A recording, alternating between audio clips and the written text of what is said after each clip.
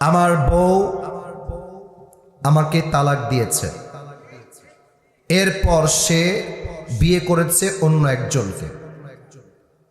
এখন সে তার ভুল বুঝতে পেরে সে আমার কাছে আসতে চাচ্ছে। আমি কি সেই মেয়েকে বউ হিসেবে গ্রহণ করতে পারবো?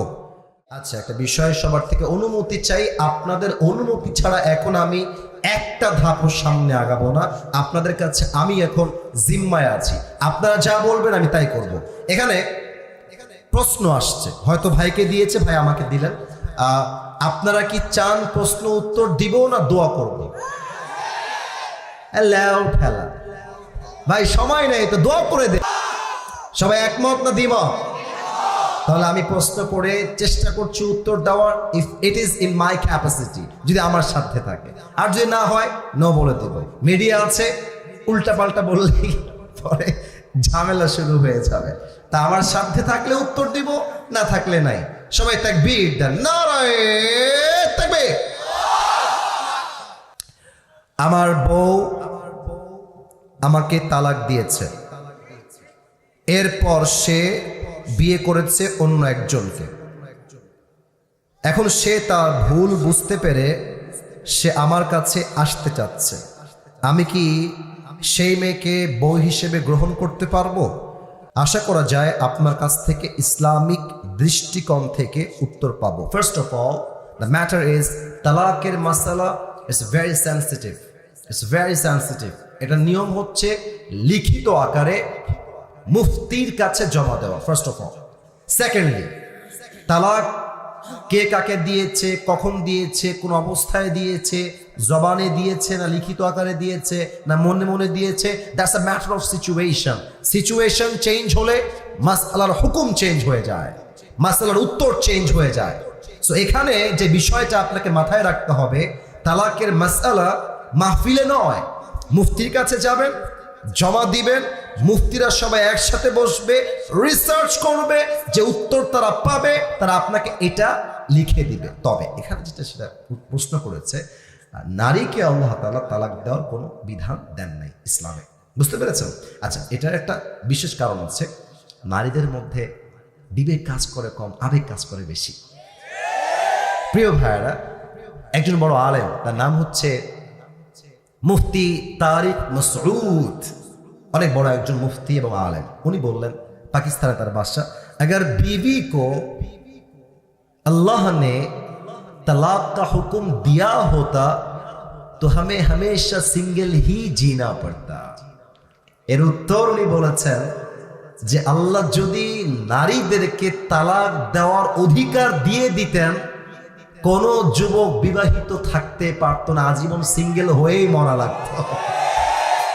কারণ মেয়েরা একটু কথা কাটাকাটি, আমার তালাক দাও, আমি থাকবো না, আমাকে আমার বাপের বাসায়। আরে বোন, আপনি বোঝেন না কেন? আপনার স্বামীর মতো আপন পৃথিবীতে সেকেন্ড কেউ আর নাই তো। আপনি স্বামীর বাড়ি ছেড়ে কোথায় যাবেন? মায়ের বাড়ি, বাপের বাড়ি। আরে তালাক হওয়ার পরে মেয়ের আপন আর কেউ থাকে না, নওগাঁর ভাড়া। আপনি কই যাবেন স্বামীর বাড়ি ছেড়ে? কি বলেন আপনারা, কেমনে বলেন? মেয়েদের তালাক দেওয়ার কোনো অধিকার নাই। তবে এখানে যা বুঝতে পারছি, the message I got from this question is, যে মেয়েটা ওকে তালাক দিয়ে আর এক জায়গায় বিয়ে করেছে, আমি তোমাকে ভাই হিসেবে বলবো, এই বেডিকে ঘরে আবার তোমার পুরো ঘরটা জাহান্নাম হয়ে যাবে। একে দাও, প্রয়োজন নাই। যেই বেডি আজকে গাদ্দারি করছে, নেক্সটেও গাদ্দারি করবে, নেক্সটেও গাদ্দারি করবে। মনে রাখবেন, যে গাদ্দারি করে সে একবার নয়, সে বারবার গাদ্দারি করে। আর যে মিথ্যা বলে ধরা খায়, মাথায় রাখবা, সে তোমাকে একটা মিথ্যা বলে নয়, কয়েক হাজার মিথ্যা সে তোমাকে বলেছে। আমার যেটা পুরুষ হিসেবে মনে হয়, আমার কথায় আবার রাগ করবেন না, এটা আমি নিজেও তো একজন পুরুষ, আমি বলতে চাই এই কথা, যেই মেয়ে আমার সঙ্গে থাকতে চায়, welcome in my house for ever, जब तक जिंदा हूं तुम्हारे साथ ही रहूंगा। लेकिन जो मेरे साथ रहना नहीं चाहती, मैं भी उसके साथ रहना नहीं चाहता। সোজা কথা, তুমি আমার সঙ্গে থাকবা, ওয়েলকাম, আসো, আজীবন থাকবো, ওয়াফাদার হবা, অনেস্ট হবা, তোমার সঙ্গে আজীবন থাকবো। বেঈমানি করবা, আমাকে বাদ দিয়ে আরেক বেলায় কথা বলবো, তোর মতো তোমাকে এক থেকে তাক দেওয়া সাথে বের করে দিবো আমি একেবারে, ঠিক কিনা বলে? যেই বেডি তোমার এই বাদ দিয়ে আরেক জায়গায় বিয়ে করে ফেলছে, she is very dangerous, very dangerous, very dangerous. এরকম মেয়েকে ঘরে আনার কোনো প্রশ্ন হয় না। ও গেছে, তুমি এখন অফিসিয়ালি নিজে তালাক দিয়ে দাও। কারণ যেই মেয়ে তোমাকে বাদ দিয়ে আরেক জায়গায় ইউজড করেছে নিজেকে, কথা মাইন্ডে নেবেন না, কথা মাইন্ডে নেবেন না। যেই মেয়ে তার সতীত্ব তোমাকে বাদ দিয়ে আরেক জায়গায় বের করেছে, সেই মেয়ে তোমার নেক্সট টাইম বড় হওয়ার কোনো যোগ্যতাই রাখে না। আল্লাহ যুবককে শক্তি দান করুন, আল্লাহ যুবককে তৌফিক দান করুন, পরের সময় আমিন। তবে এটার উত্তর আমার জানা আছে, যতটুকু আমি জানি, আমার জায়গা থেকে বলছি, নারীকে আল্লাহ তাআলা তালাক দেওয়ার কোন অধিকার দেন নাই। একটা সিস্টেম আছে খোলা তালাক, ওটার সিস্টেম আছে, প্রসেস আছে। ওখানে স্বামীকেও বলতে হবে, স্ত্রী কিছু টাকা পয়সা তাকে দিবে, একটা নিয়ম আছে, সেই হিসেবে আগাতে হবে। বেডি মানুষ কইল তালাক দিলাম, থাকো তোমার সংসারে, আমি গেলাম, ওই 100 বার তালাক বললো, একটা তালাক হবে না। স্বামীকে অফিসিয়ালি অ্যানাউন্সমেন্ট দিতে হবে, লিখিত আকারে স্টেটমেন্ট দিতে হবে, ইসলামের শরিয়ার যে নিয়ম আছে মানতে হবে, তারপরে ইদ্যত পালন করতে হবে 3 মাস, তারপর তালাক হবে। হুদায় তালাক দিলেই তালাক হয়ে যায় না, ঠিক কিনা বলে? আল্লাহ আমার বোনদেরকে বোঝার তৌফিক দান করুক, পরের সবাই আমিন। এখানে আরেকটি গুরুত্বপূর্ণ বিষয় এসেছে, সুলতানপুর বেসরকারি শিশু সদন। এটা কিসের? এটা এই মাদ্রাসা, তাই না? আচ্ছা, প্রতিবার মাহফিল থেকে পরবর্তী মাহফিল পর্যন্ত অত্র মাদ্রাসার লিল্লা বোর্ডিং এর যাবতীয় খাদ্য সামগ্রীর মালামাল বাকি দিয়ে সহযোগিতা করেন একজন হিন্দু ব্যবসায়ী, তার জন্য দোয়ার আবেদন। আমি এতটুকুই দোয়া করবো, আল্লাহ আমার ভাইকে মুসলিম হিসেবে কবুল করে, আল্লাহ আমার ভাইয়ের দানকে কবুল করে, পরে সবাই আমিন।